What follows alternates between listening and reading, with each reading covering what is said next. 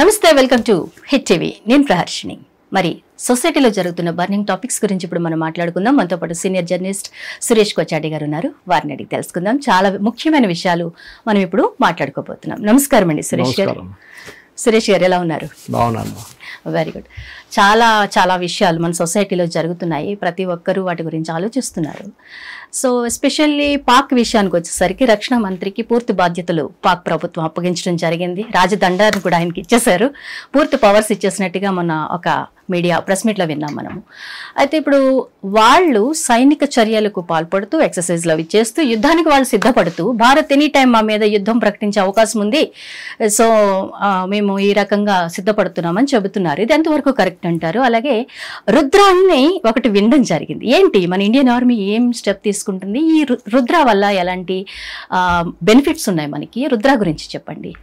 First Pakistan army Pakistan government control చేస్తుంది, other way కాదు. So ఎవరు రక్షా మంత్రి ఉన్నా కానీ, ఎవరు ఫారిన్ మినిస్టర్ కానీ, ఎవరు ప్రధానమంత్రి ఉన్నా కానీ వాళ్ళు నడిపిస్తుందంతా వాళ్ళ పాకిస్తాన్ ఆర్మీ. ఇప్పుడు మనం చూసాం, ఇప్పుడు జరిగిన యుద్ధం తర్వాత కూడా 3 రోజుల యుద్ధంలో యునైటెడ్ స్టేట్స్ మాట్లాడినప్పుడు వాళ్ళ వైస్ ప్రెసిడెంట్ ఫోన్ చేసినప్పుడు వాళ్ళ field marshal Asim Munir phone చేశారు, షాబాజ్ షరీఫ్ ఫోన్ చేయలేదు. మీరు ఒక సీజ్ ఫైర్ అడగండి, ఇండియా వాళ్ళు అగ్రీ చేస్తారని చెప్పి. అదేలా దాని తర్వాత US president Donald Trump White House పిలిపించింది అసీం మునీర్ని, షాబాజ్ షరీఫ్ని తర్వాత ఇంకో మీటింగ్ పిలిపించారు.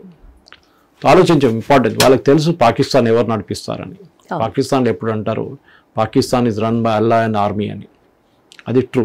మీరు ఏదైనా చూడండి, యాయా ఖాన్ టైం నుంచి, పర్వేజ్ ముషరఫ్ నుంచి, జియావుల్ హక్ దానికన్నా ముందు ఇప్పుడు అసీం వాళ్ళే నడిపిస్తారు. గవర్నమెంట్ ఒక బొమ్మలాగా పక్కన కూర్చుంటారు అంతే. వాళ్ళు చెప్పే మాట వింటారు, లేకుంటే వాళ్ళు ఉండరు రేపు అంతే. ఇమ్రాన్ ఖాన్ జైల్లో ఉన్నాడు, ఎలక్షన్ గెలిచిన మంచి జైల్లో ఉన్నాడు, ఎలక్షన్ ఓడిపోయిన మంచి ప్రధానమంత్రిగా కూర్చున్నాడు. అది వాళ్ళ డెమోక్రసీ అన్నమాట ఇది. సో ఇట్లాంటి పరిస్థితుల్లో వాళ్ళు యుద్ధం ప్రకటిస్తున్నారు. ఇది ఏమైపోయిందంటే పులి వచ్చింది కేసు. ఇది ఊర్లలో పొందు పాత కథ ఉండే కదా. సో లాస్ట్ నిజంగా పులి వచ్చినప్పుడు ఎవరు బిలీవ్ చేయడు. ఇదే కేసు అన్నమాట. పాకిస్తాన్ చెప్తూనే ఉంటారు భారతం యుద్ధం చేయబోతున్నారా అది ఇది. ఎందుకంటే మొన్ననే ఢిల్లీ బ్లాస్ట్ జరిగిన తర్వాత దాంట్లో కుట్ర డైరెక్ట్లీ పాకిస్తాన్కి వెళ్తుందని తెలిసిపోయింది. మనం కూడా చాలా క్లియర్గా చెప్పాం. ప్రధానమంత్రి చెప్పారు, రక్షా మంత్రి చెప్పారు, రాజ్నాథ్ సింగ్ చెప్పారు. అంటే ఆపరేషన్ సింధూర్ ఆపలేదు, పాజ్ బటన్ ప్రెస్ చేసాం అంతే. మన మ్యూజిక్లో ఉంటుంది చూడండి, పాజ్ బటన్ ప్రెస్ చేసాం. ఆ పాస్ ఇంకోసారి ప్రెస్ చేస్తే మళ్ళీ ప్లే అవుతుంది పాట. సో ఆపరేషన్ సింధూర్ ఎప్పుడు కావాలంటే మనం లాంచ్ చేస్తాం. అది ఎందుకంటే ఆ స్ట్రాటజీ ఎందుకు తీసుకున్నారంటే మన మీద దాడి ఏమైనా జరిగితే మేము ఇమ్మీడియట్గా రియాక్ట్ అవుతాం, మేము వెయిట్ చేయం అని చెప్పి. సో అక్కడే ఇది స్ట్రాటజీ వచ్చింది అనమాట. దాంతో మీరు అడిగిన సెకండ్ క్వశ్చన్ రుద్ర అని ఏంటండి, ఇది ఒక బ్యాక్ స్టోరీ దీనికి ఉందన్నమాట. ఇది మొదలైంది మనం పాకిస్తాన్ వైపు నుంచి కార్గిల్ యుద్ధం కానివ్వండి, దానికన్నా ముందు జరిగిన ఇన్సిడెంట్స్ తర్వాత మన భారతదేశం ఒక ఆపరేషన్ పరాక్రమ్ అని చెప్పాం పార్లమెంట్ అటాక్ తర్వాత. అంటే వెస్టర్న్ ఫ్రంట్, రాజస్థాన్, పంజాబ్, జమ్మూ కాశ్మీర్ వైపు నుంచి పాకిస్తాన్ వైపు ఒక ఆపరేషన్, పాకిస్తాన్ ఎంటర్ చేయకుండా మన ఆర్మ్ ఫోర్సెస్ ఎట్లా ఉన్నారో టెస్ట్ చేయడానికి ట్యాంకులు తీసుకొచ్చారు, ఇన్ఫెంట్రీ తీసుకొచ్చారు, మెడికల్ సపోర్ట్ తీసుకొచ్చారు. కానీ దాన్ని అన్ని అసెంబుల్ చేసేటప్పటికి నెలలు పట్టింది. దాని లోపల పాకిస్తాన్ అటువైపు వాళ్ళ ఆర్మీని సిద్ధం చేసుకున్నారు. అంటే ఎలిమెంట్ ఆఫ్ సర్ప్రైజ్ పోయిందన్నమాట. ఎట్లయినా మనం బార్డర్ క్రాస్ చేయం, కానీ చేస్తే కూడా ఇది ప్రాబ్లం ఉంటుంది. సో ఇప్పుడు ఏమైందంటే ఇండియన్ ఆర్మీ ఒక డాక్ట్రిన్ తయారు చేశారట. డాక్ట్రిన్ అంటే ఒక వార్ మాన్యువల్, మనం ఏం చేయాలని. అప్పుడు కోల్డ్ స్టార్ట్ అని చెప్పి ఒక డాక్యుమెంట్ తయారు చేశారు. దాంట్లో ఏం చెప్పారంటే ఇన్ని నెలలు తీసుకోకూడదు, వారాల లోపల లేకుంటే ఒక వారం లోపలే మనం ఇదంతా అసెంబుల్ చేయాలి. ఆర్మీని అసెంబుల్ చేయాలంటే ఈజీ కాదు. బ్రిగేడ్స్లో ఉంటారు వాళ్ళు. ఒక బ్రిగేడ్లో 5,000 నుంచి 6,000 మంది ఉంటారు. అందులో అందరూ ఉంటారు. అంటే వాళ్ళ టాప్ మోస్ట్ జనరల్ నుంచి కమాండింగ్ ఆఫీసర్ నుంచి కింద దాకా ఉన్న జవాన్ దాకా అందరు ఉంటారు. కుక్స్ ఉంటారు, సిగ్నల్ మెన్ ఉంటారు, కమ్యూనికేషన్ ఎక్స్పర్ట్స్ ఉంటారు, మెడికల్ కోర్ ఉంటారు. అందరు ఒక యూనిట్లో ఉంటారు అనమాట. ఒక వార్కి వెళ్తున్నాం, ఒక యుద్ధానికి వెళ్తున్నాం, ఈ యూనిట్ ఒకటే మూవ్ అవుతుంది. ఇప్పుడు 3 బ్రిగేడ్లు అనగానే 3 × 5 15,000 నుంచి ఇక్కడ 18,000 మంది మూవ్ అవుతారు. ఇట్లానే ఎప్పుడు అంటారు army marches on it's stomach అంటారు. అంటే మీరు తిండి పెట్టకపోతే వాళ్ళు ఏం యుద్ధం చేస్తారు? తిండి పెట్టేటోడు ఉండాలి, మెడికల్ ప్రాబ్లం ఏమైనా ఉంటే, ఏమైనా గాయాలు తగిలితే దాన్ని ట్రీట్ చేయని మనుషులు ఉండాలి, సర్జరీకి యూనిట్స్ ఉండాలి, సిగ్నల్ ఎక్విప్మెంట్ ఉండాలి, స్పైయింగ్ ఎక్విప్మెంట్ ఉండాలి. ఇంటెలిజెన్స్ అవుట్ఫిట్స్ ఉండాలి, ఇన్ఫెంట్రీ ఉండాలి, అంటే కాళ్ళు నడుచుకుంటూ పోయి తుపాకులు పట్టుకుని వెళ్తావాళ్ళు, ట్యాంకులు ఉండాలి, ఇవన్నీ ఉండాలి. సో ఇదంతా అసెంబుల్ చేయడానికి ఏమవుతుందంటే ఒక ట్యాంక్ యూనిట్ ఏమో పఠాన్కోట్లో ఉంటుంది, ఇంకోటేమో బారాముల్లా వైపు ఉంటుంది, మూడోదేమో ఇంకా కూడా ఉంటుంది. ఓకే, ఇదంతా అసెంబుల్ చేయడానికి టైం పడుతుంది. అది మన టిపికల్, మనం కూడా ఒక చిన్న ఆఫీస్లో కూడా 10 మంది ఒక షూట్కి 3 కెమెరాలు అరేంజ్ చేయాలంటేనే పెద్ద ప్రాబ్లం. టైం చేసి బండి ఎక్కడ, అదెక్కడ, ఇదెక్కడ, లాజిస్టిక్స్ అని అర్థం చేసి గంట సేపు పడుతుంది. ఆర్తో ఆలోచించండి ఒక బ్రిగేడ్ ఎంత టైం పడుతుంది. సో ఈ కోల్డ్ స్టార్ట్ అని చెప్పి ఒక డాక్టరీని తీసుకొచ్చారు పార్లమెంట్ అటాక్ తర్వాత. అంటే ఆపరేషన్ పరాక్రమంలో వచ్చిన షార్ట్ కమింగ్స్ చూసి ఇమ్మీడియట్గా అసెంబుల్ చేయడం అని చెప్పి చేశారనమాట. అది చాలా సంవత్సరాలు నడిచింది కోల్డ్ స్టార్ట్. ఇప్పుడు ఆపరేషన్ సింధూర్ తర్వాత ఇండియన్ ఆర్మీ ఇంకొక స్ట్రాటజీ తయారు చేశారు, దాని పేరు రుద్ర. ఆ యూనిట్ ఎట్లా ఉంటుందంటే దాంట్లో అందరూ కలిసి ఇమ్మీడియట్గా జాయిన్ చేసేటట్టు ఉంటారు. ఎందుకంటే మీ దగ్గర ఇన్ఫెంట్రీ అనగానే ఇప్పుడు మన దగ్గర గోల్కొండ వైపు ఇన్ఫెంట్రీ ఉంది అక్కడ. ఓకే, గోల్కొండ నుంచి ఇన్ఫెంట్రీ మీరు పంజాబ్ వైపు దాకా తీసుకెళ్లాలంటే రాజస్థాన్ వైపు మీకు 3, 4, 5 రోజులు కూడా పట్టొచ్చు. ట్యాంకులు ఉంటుంది, అది ఉంటుంది, ఇన్ఫెంట్రీ మ్యాన్ ఉంటారు, అందరు ఉంటారు. మీరు ఎట్లా చేస్తారు? మెడికల్ కోర్ వాళ్ళు ఎక్కడో ఉంటారు, డాక్టర్లు చాలా మంది, కొంత ఫీల్డ్ హాస్పిటల్స్ అది ఇదని, వాళ్ళని అసెంబుల్ చేయడం. సిగ్నల్ మ్యాన్, సిగ్నల్స్ పంపించే వాళ్ళు ఉంటారు. కమ్యూనికేషన్ లైన్స్ బిట్వీన్ ఫీల్డ్లో ఉన్న జవాన్స్కి ఆఫీసర్స్ నుంచి కమాండ్ యూనిట్స్ వాళ్ళ కమాండింగ్ ఆఫీసర్ అని ఇట్లా కమ్యూనికేషన్ లింక్. ఇప్పుడు కొత్త టెక్నాలజీ ప్రకారం డ్రోన్స్ టెక్నాలజీ వాడడంలో మన వైపు డ్రోన్స్ వస్తే ఏం చేయాలి, మనం లేజర్ యూజ్ చేసి షూట్ డౌన్ చేయాలన్నా, లేదంటే యాంటీ ఎయిర్క్రాఫ్ట్ వాడాలన్నా, ఆకాష్ వాడాలన్నా, ఇదంతా మనం డిసైడ్ చేసుకోవాలి. దాన్ని అసెంబుల్ చేయాలంటే మీకు మినిమం 2-3 నెలలు పడుతుంది. ఇప్పుడు ఏం డిసైడ్ చేశారంటే కాదు, మాక్సిమం వారం 10 రోజులు. ఎందుకంటే ఈ డిసిషన్ తీసుకున్నప్పుడు ఏమవుతుందంటే మనం యూజువల్లీ అనౌన్స్ చేస్తాం ఆపరేషన్ సింధూర్ స్టార్ట్ అయిందని చెప్పి అనౌన్స్ చేస్తాం, 14 రోజుల తర్వాత అనౌన్స్ చేస్తాం, 13 రోజు రాత్రి. అప్పటికెళ్ళి మన మీద ప్రెషర్ బిల్డప్ అయింది, యుఎస్ నుంచి, సౌదీ అరేబియా నుంచి, ఖతార్ దగ్గర నుంచి అందరూ ఎందుకు యుద్ధం చేస్తున్నారు, పోనీయండి వాళ్ళు చేశారు, వాళ్ళని మేము మాట్లాడతాం పాకిస్తాన్ దగ్గర అని చెప్పేది. కానీ మనం ఆల్రెడీ యుద్ధం మొదలు పెట్టేసాం, ఇప్పుడు ఏం చేయాలండి, మొదలు పెట్టేసాం, ఇప్పుడు ఏం చేయలేం, బాంబింగ్ నడుస్తుందని చెప్పాం మనం టెర్రరిస్ట్ గ్రూప్స్ మీద. దాని తర్వాత వాళ్ళు మన మీద దాడి చేస్తారు, మనం రిటర్న్ వాళ్ళ ఎయిర్ ఫీల్డ్స్ మీద కొట్టాం, వాళ్ళ సిగ్నల్ సిస్టమ్ మీద కొట్టాం, వాళ్ళ రాడార్ తయారు మొత్తం ధ్వంసం చేసాం మనం. ఇది చేయాలంటే మన రియాక్షన్ టైం చాలా తక్కువ ఉండాలి. ఎందుకంటే పొలిటికల్ ప్రెషర్ బిల్డప్ అయ్యేదాకా మీరు మీ పని చేసి రిటర్న్ వచ్చేసారు. సర్జికల్ స్ట్రైక్ కూడా అట్లానే చూసి సర్జికల్ స్ట్రైక్ అంటే చిన్న యూనిట్ ఆపరేట్ చేస్తారు, 16-18 మంది ఉంటారు అది. కానీ మొత్తం ఇక్కడేం జరుగుతుందంటే ఇది మొత్తం మీరు ఒక ఇన్ఫెంట్రీని మూవ్ చేస్తున్నారు. ఒక బ్రిగేడ్ ఇట్సెల్ఫ్ నేను చెప్పినట్టు 5,000 నుంచి 6,000 మంది, వీళ్ళందరినీ మూవ్ చేయాలంటే చాలా ఇంపాసిబుల్. దాంట్లో ఒకటే ఉంటారు, వాడి ఒక బ్రిగేడ్లో ఇన్ఫెంట్రీ వాళ్ళు ఉంటారు, మీకు ట్యాంక్స్ ఎక్కడ అంటే ట్యాంక్స్ ఎక్కడ ఉందంటారు, అది తీసుకురారా అంటే అది టైం పడుతుంది అంటారు. ఈ ప్రాబ్లమ్స్ ఉంటుంది అనమాట. సో ఈ అన్ని కంబైన్ చేయడానికి రుద్ర అని చెప్పి ఒక పర్టికులర్ ఫార్మేషన్ తయారు చేసి దాన్ని వ్యాలిడేట్ చేశారు. వ్యాలిడేట్ చేయడం అంటే వాళ్ళని యూజ్ చేశారు. ఒక బ్యాటిల్ ఫీల్డ్ సెనారియో అంటే అక్కడ కొన్ని బిల్డింగ్లు పెట్టి ఆ బిల్డింగ్ క్యాప్చర్ చేయాలి, ఆ బిల్డింగ్ బాంబ్ చేయాలి. సో ఎయిర్ ఫోర్స్ వాళ్ళు వచ్చారు, డ్రోన్స్ తీసుకొచ్చారు, ఎయిర్ ఫోర్స్ హెలికాప్టర్స్ తీసుకొచ్చారు, ఫైటర్ ఎయిర్క్రాఫ్ట్, వీళ్ళందరినీ ఇంటిగ్రేట్ చేయడంలో టైం ఎంత పట్టిందని చూశారు. చాలా సక్సెస్ఫుల్గా చేశారని వ్యాలిడేషన్లో టైం అని చెప్పట్లేదు, ఎంత చేసిందో బయట కూడా చెప్పారు కూడా అది.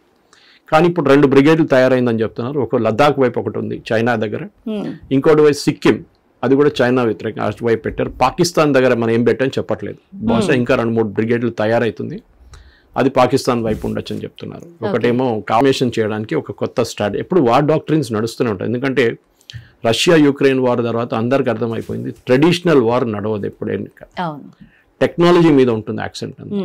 దానికే మనం అగ్నివీర్ స్కీమ్ లాంచ్ చేసాం. దాని వ్యతిరేకంగా చాలా ప్రొటెస్ట్ జరిగింది, క్రిటిసిజం చేశారు, రాహుల్ గాంధీ అదన్నారు ఇదన్నారు.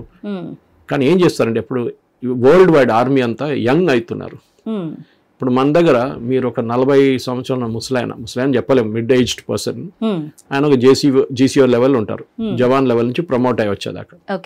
ఆయన్ని మీరు ఒక కొండపై లెక్కమని చెప్పండి, ఒక 200-300 మీటర్ ఉన్న కొండ, ఒక 21 సంవత్సరాల అబ్బాయి వరకు కూడా ఎక్కమని చెప్పండి, విత్ బ్యాక్ ప్యాక్, 40 కిలోలు 50 కిలోలు బరువు ఉన్న బ్యాక్ ప్యాక్ ఉంటుంది, పెద్ద గన్ ఉంటుంది, అన్ని ఉంటుంది.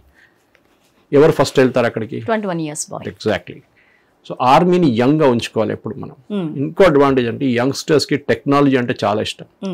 మనం చూస్తున్నాం, ఎవరైనా మొబైల్ ఫోన్ అందరి దగ్గర ఉంటుంది, మొబైల్ అని కాదు, ఐటీఐలో పనిచేసి ఐటీఐ నుంచి కోర్స్ చేసిన వాడికి ఒక మిషన్ ఎట్లా ఇప్పాలి, బాఫర్స్ ఎట్లా పెట్టాలని తెలుసు వాళ్ళకి. సో ఆర్మీలో కూడా వీళ్ళు అగ్నివీర్ ట్రైనింగ్ ఇచ్చినప్పుడు సికింద్రాబాద్ వైపు మన బొలారం వైపు అటువైంచి హక్కింపేట దాకా వాళ్ళ ట్రైనింగ్ యూనిట్స్ ఉన్నాయి అక్కడ హైదరాబాద్లో ఉన్నాయి. చాలా మటుకు అట్లా దేశాలు చాలా యూనిట్స్ ఉన్నాయి. సో యంగ్స్టర్స్ని తయారు చేస్తున్నారు. వాళ్ళు 5-6 సంవత్సరాల తర్వాత ఒక 50% మంది రిటైర్ అవుతారు. రిటైర్ అయినాగానే వాళ్ళు వెళ్ళిపోతారు. వాళ్ళకి 14 లక్షల నుంచి 16 లక్షలు వాళ్ళకి ఇస్తారు వాళ్ళ చేతిలో. ఏదైనా మీరు ఒక యూనిట్ పెట్టుకోండి. లేకుంటే మీకు సిఐఎస్ఎఫ్ వాళ్ళు తీసుకుంటారు, సిఆర్పిఎఫ్ వాళ్ళు తీసుకుంటారు, స్టేట్ పోలీస్ తీసుకుంటారు, ప్రైవేట్ సెక్యూరిటీ వాళ్ళు తీసుకుంటారు, జవాన్ అంటే వీళ్ళ క్వాలిఫికేషన్ ప్రకారం ఉంటుంది అది టెక్నికల్. సో ఈ అగ్నివీర్ని కూడా దీంట్లో ఇంటిగ్రేట్ చేశారు. ఇన్ఫాక్ట్ ఆపరేషన్ సింధూర్ జరిగినప్పుడు పాకిస్తాన్ వైపు నుంచి లాంచ్ చేసిన మిసైల్స్, డ్రోన్స్ని చాలా మటుకు ట్యాకిల్ చేస్తుంది అగ్నివీర్ వాళ్ళే. వాళ్ళకి ట్రైనింగ్ ఇచ్చారు. మన దగ్గర యాకాక్ గన్స్ అంటాం మనం, యాంటీ ఎయిర్క్రాఫ్ట్ గన్స్. అది అన్ని World War II వింటేజ్ ఉంటుంది. అప్పటి నుంచి వాడుకుంటూ వస్తున్నాం. అంటే మన first line of defence S-400. వాళ్ళ వైపు నుంచి పెద్ద ఒక మిసైల్ లాంచ్ చేశారనుకోండి, లేకుంటే ఒక ఎయిర్క్రాఫ్ట్ పంపిస్తే S-400 యూజ్ చేస్తాం. కానీ ఒక S-400 ఫైర్ చేయగానే మీ దగ్గర ఒక 50 లక్షల ఒక మిసైల్ పోతుంది పైకి. అంత విలువ దాన్ని. So you're not wasting, you're using that much of money. చిన్న ఒక డ్రోన్ వచ్చినప్పుడు ఒక ఏం చెప్తారు, ఒక ఈగని కొట్టడానికి ఒక హ్యామర్ తీసుకెళ్తే అది ఫులిష్, అవసరం లేదు. సో దానికి ఏం కావాలి దానికి అదే వాడుకోవాలి. సో యాంటీ ఎయిర్క్రాఫ్ట్ గన్స్ వాడేమని చూసుంటారు మీరు. ఆ టైంలో డ్రోన్స్ ఇట్లా వస్తున్నాయి, ఇక్కడ నుంచి ఒక యాంటీ ఎయిర్క్రాఫ్ట్ గన్ ఫైర్ అవుతుంది, మళ్ళీ అక్కడ ఇద్దరు కొలైడ్ అయ్యి బ్లాస్ట్ అయిపోతుంది. సో ఈ లెసన్స్ అన్ని నేర్చుకున్నారు. ఒకవైపు ఫార్మేషన్స్ ఎట్లా ఫామ్ చేయాలి, second technology becomes very important.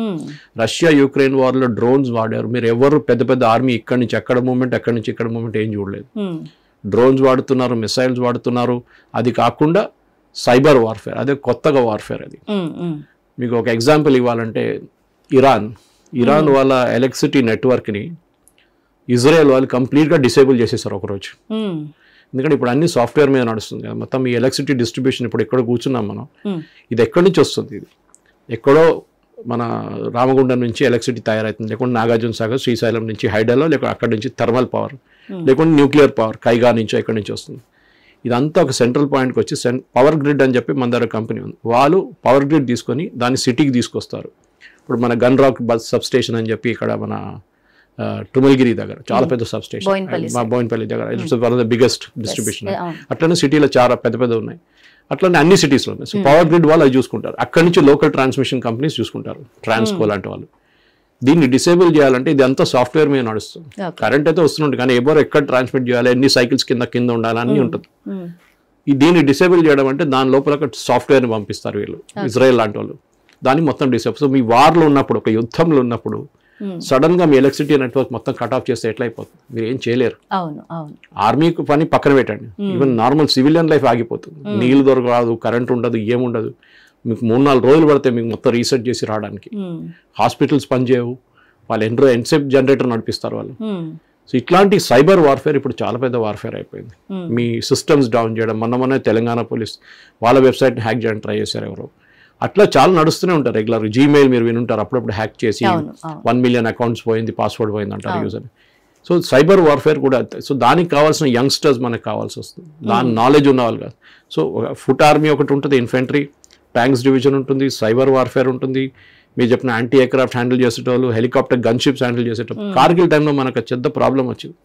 అక్కడి నుంచే జనరల్ బిపిన్ రావత్ గారు ఆయన సీడియస్గా ఉన్నప్పుడు ఒక కాన్సెప్ట్ తీసుకొచ్చారు, ఇంటిగ్రేటెడ్ కమాండ్ అని చెప్పి.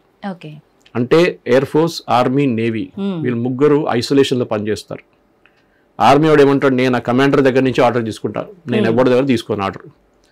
తో కార్గిల్ ఏమైందంటే మనకు సోల్జర్స్ అందరూ కార్గిల్ అది ఎక్కుతున్నారు ఫేస్, వాళ్ళందరూ పైన కూర్చున్నారు పాకిస్తాన్ ఆర్మీ వాళ్ళు. మన వాళ్ళేమో కింద నుంచి ఎక్కుతున్నప్పుడు సిట్టింగ్ డక్స్ అంటాం మనం, వాళ్ళని ఈజీగా పెట్టి కొట్టచ్చు. వాళ్ళు చాలా మంది చనిపోయారు, 400-500 మంది చనిపోయారు మన సోల్జర్స్. అప్పుడేం డిసిషన్ తీసుకున్నారు, ఒకటి బోఫోర్స్ గన్స్ యూజ్ చేసి వాళ్ళని డైరెక్ట్ హిట్ చేసాం మనం, ఫీల్డ్ గన్స్ పెట్టి. రెండవది హెలికాప్టర్ని అడిగారు, హెలికాప్టర్ గన్ షిప్స్ అంటారు. హెలికాప్టర్ పెద్ద పెద్ద షిప్ ఇది ఉండే గన్స్ ఉంటుంది, ఇండియన్ ఎయిర్ ఫోర్స్ తీసుకొచ్చి దాన్ని వీళ్ళని కొట్టడానికి ట్రై చేయమన్నారు. వాళ్ళేమన్నారు, మాకు మా బాస్ దగ్గర నుంచి పర్మిషన్ రావాలి, ఎయిర్ కమాండ్ అక్కడ ఎయిర్ కమాండర్ ఎవరు ఉంటారు వాళ్ళ దగ్గర, వాళ్ళు పర్మిషన్ ఇస్తేనే మేము హెలికాప్టర్ గన్ షిప్ డిప్లాయ్ చేస్తాం. సో ఆర్మీ వాళ్ళు ఎయిర్ ఫోర్స్ దగ్గర మాట్లాడి, ఎయిర్ ఫోర్స్ వాళ్ళు మళ్ళీ కమాండ్ ఇచ్చేదాకా 2 గంటలు 3 గంటలు అయిపోయింది, మళ్ళీ ఇంకో 100 మంది చనిపోయారు. So then they realise integrated command ఉండాలి. అంటే ఒకటే జనరల్ కింద అందరు పనిచేయాలి. వాళ్ళ ఎయిర్ ఫోర్స్ అయినా ఉండొచ్చు, నేవీ అయినా ఉండొచ్చు, లేకుంటే ఆర్మీ ఉండొచ్చు. ఆల్ ఆర్డర్ ఇస్తే వీళ్ళందరూ వినాల్సిందని చెప్పి ఇంటిగ్రేటెడ్ కమాండ్ తీసుకొచ్చి ఫస్ట్ మనం లాంచ్ చేసింది అండమాన్స్లో. ట్రై సర్వీసెస్ కమాండ్ అని చెప్పి చాలా ఇప్పుడు ఒక 3 సంవత్సరాలు అవుతుంది అక్కడ. దాని తర్వాత కొత్త ఇంకోటి గ్రేట్ నికోబార్ ప్రాజెక్ట్ అని ఒక ప్రాజెక్ట్ వస్తుంది, మీరు వినుంటారు దాని గురించి. పెద్ద transshipment project, one of the world's biggest. Transshipment అంటే పెద్ద పెద్ద షిప్స్ కంటైనర్స్ తీసుకొస్తారు, దాన్ని దింపి అది వెళ్ళిపోతుంది. దాంట్లో ఒక 3,000-5,000 కంటైనర్స్ ఉంటుంది. దాంట్లో మనకు కావాల్సింది 5,500 ఉంటుంది. దాని అక్కడ దింపేసి వాళ్ళు వెళ్ళిపోతారు సింగపూర్ వైపు, లేకుంటే క్లాంగ్ అని చెప్పి మలేషియా వైపు ఇంకా పెద్ద పోర్ట్ ఒకటి ఉంది అక్కడ. అక్కడ కూడా మన ఒక ఎయిర్ ఫోర్స్ బేస్ పెట్టాము అక్కడ. ఆల్రెడీ ఎగ్జిస్టింగ్ బాజ్ అని చెప్పి ఇండియన్ ఎయిర్ ఫోర్స్ బేస్ ఒకటి ఉంది. చిన్న ఐలాండ్స్ కదా, 2 కిలోమీటర్ 3 కిలోమీటర్ ఉంటుంది అంతే ఐలాండ్. టేక్ ఆఫ్ ల్యాండింగ్ ఉంటుంది అంతే స్పేస్. అట్లా మనం మిగతా అక్కడ కూడా ట్రై సర్వీస్ కమాండ్ పెడుతున్నాం. ఎందుకంటే లోకంలో అన్నిటికంటే బిజియెస్ట్ షిప్పింగ్ రూట్ అది. గల్ఫ్ నుంచి ఇటువైపు టువర్డ్స్ ఇండోనేషియా, మలేషియా, సింగపూర్ వెళ్ళేది మలక్కా స్ట్రైట్స్ అంటారు దాన్ని. మన ఇండియన్ ఓషన్ నడ్మిట్ నుంచి వచ్చి శ్రీలంక పై నుంచి అట్లా వెళ్తుంది అనమాట అది. సో దాట్ రూట్ ఎవరు దాని మీద నిఘా పెడతారో వాళ్ళే విన్నర్ అనమాట. చైనా చాలా సంవత్సరాల నుంచి దాని మీద చాలా ఇన్వెస్ట్మెంట్ చేశారు. వాళ్ళ సబ్మెరీన్స్ కానీ వాళ్ళ షిప్స్ కానీ తిరుగుతూనే ఉంటుంది అక్కడ. మనం we're doing this great Nicobar project తోని చైనాకి టెన్షన్ అయిపోయి సోనియా గాంధీ ఒక లెటర్ రాసింది, మన ప్రాజెక్ట్ పెట్టకూడదు, ఇది ప్రాబ్లం ఉంటుంది, ట్రైబల్స్ కి ప్రాబ్లం ఉంటుంది, ఎన్వైరన్మెంట్ ప్రాబ్లం, చైనా ప్రాబ్లం అనమాట. మన వాళ్ళు దాన్ని సపోర్ట్ చేస్తారు. సో రుద్రను బాగా మంచిగా ప్లాన్ చేసి లాంచ్ చేశారు. రుద్ర అనేది ఇప్పుడు ఏం చెప్తారు, డాక్ట్రిన్ అంటారు దాన్ని. అంటే ఒక పుస్తకంలో రాసి పెడతారు, ఒక పెద్ద 500,000 పేజెస్ కాన్సెప్ట్ ఉంటుంది. ఎట్లా ఏంటి ప్రాసెస్ డ్రివెన్. మనం ఎప్పుడైనా మేనేజ్మెంట్ గురించి మాట్లాడుతున్నాడు, మేనేజ్మెంట్ అంటే మీ బాస్ ఆఫీస్ లో ఉండాలని లేదు, ఆయన లేనప్పుడు ఆఫీస్ పని చేయాలి. That is called process dependent. అంటే ఏమైనా జరిగితే ఓకే, ఇప్పుడు ఒక జరగకూడదు కానీ జరిగింది అనుకోండి, చిన్న అగ్ని ప్రమాదం ఎక్కడ జరిగింది ఆఫీస్ లో, ఫైర్ ఎక్స్టింగ్విషర్ ఎక్కడ ఉంది, ఎవరు ఆపరేట్ చేస్తారు, ఎవరికి ట్రైనింగ్ ఇచ్చారు, ఆ టైంలో కాదు ఎక్కడుందిరా అని చెప్పి తేవడం, బకెట్ తీసుకొచ్చి నీళ్ళు పోయడం కాదు. So then you have to set a process in place. ఆ ప్రాసెస్ ని మీరు రాసి పెట్టేసి ట్రైనింగ్ ఇస్తే వాళ్ళు చూసుకుంటారు. ఎవరున్నా కానీ రాత్రి 9 గంటల కానీ సెక్యూరిటీ వాడు చూసుకుంటాడు అట్లా. So you should train people. So training ఒకటి, డిప్లాయ్మెంట్ ఒకటి, ఇంకోటి వాళ్ళది కంప్లీట్ ఆపరేషనల్ కమాండ్ ఒకటి. ఈ 3 ఇంపార్టెంట్ ఉంటుంది. సో రుద్ర అని ఈ పర్టికులర్ బ్రిగేడ్ ఫార్మేషన్ లో ఇప్పుడు 2-3 మన దగ్గర ఉన్నాయి. బహుశా ఇంకా ముందుకెళ్తున్నప్పుడు వార్ కాన్సెప్టే మారిపోయింది. యుక్రెయిన్ రష్యా వార్ తర్వాత ఇన్ఫెంట్రీ అందరు కావాలి, కానీ ఇంటిగ్రేటెడ్ గా పనిచేస్తేనే సక్సెస్ఫుల్ అవుతారు. సపరేట్ సైలోస్ లో పనిచేస్తే we will not be able to do it. ఆ ఒక నిర్ణయానికి వచ్చిన తర్వాతనే ఈ ఫార్మేషన్ తయారు చేశారు, వ్యాలిడేట్ చేశారు దాన్ని. యాక్చువల్ గ్రౌండ్ సిచ్యువేషన్ లో రాజస్థాన్ లో వాళ్ళు చేసిన మొత్తం బ్రిగేడ్ తిరిగి వచ్చి వాళ్ళు ఫైరింగ్ చేసి తిరిగి వచ్చి ఎవాల్యుయేట్ చేశారు, అంత బాగా పనిచేస్తుందా లేదా, ఎక్కడైనా షార్ట్ కమింగ్స్ ఉందా, దాన్ని మళ్ళీ కరెక్ట్ చేస్తారన్నమాట రెగ్యులర్. ఇది basically Rudra. Hit TV app, ఇందులో short news, live news, entertainment shows, movies, digital magazines తో పాటు మీ జిల్లా వార్తలను కూడా ఫ్రీగా చూడొచ్చు. ఇంకెందుకు ఆలస్యం, వెంటనే హిట్ టీవీ యాప్ ని డౌన్లోడ్ చేసుకుని ఫ్రీగా ఎంటర్టైన్మెంట్ పొందండి. Hit TV app. Hit TV app. Please download hit TV app. Hit TV app ని ఫ్రీగా డౌన్లోడ్ చేసుకుని ఎంజాయ్ చేయండి. మీకు నచ్చిన ఎంటర్టైన్మెంట్ కోసం హిట్ టీవీ యాప్ ని ఫ్రీగా డౌన్లోడ్ చేసుకుని ఎంజాయ్ చేయండి. హిట్ టీవీ యాప్ ని డౌన్లోడ్ చేసుకుని ఆస్వాదించండి, ఆశీర్వదించండి. ఇంతమంది సెలబ్రిటీలు హిట్ టీవీ యాప్ ని డౌన్లోడ్ చేసుకోండి అని చెప్తున్నారంటే ఎంత మంచి యాప్ ఆలోచించండి. అమెరికా అమెరికా అమెరికా అమెరికాలో చదవాలనుకునే వాళ్ళకి విశ్వసనీయమైన పేరు మన శౌర్య కన్సల్టెన్సీ. UK లో 1 year masters, UK లో 1 year masters, 2 years work permit up to 5 years visa. Contact Shaurya Consultancy. Contact 89851 89851.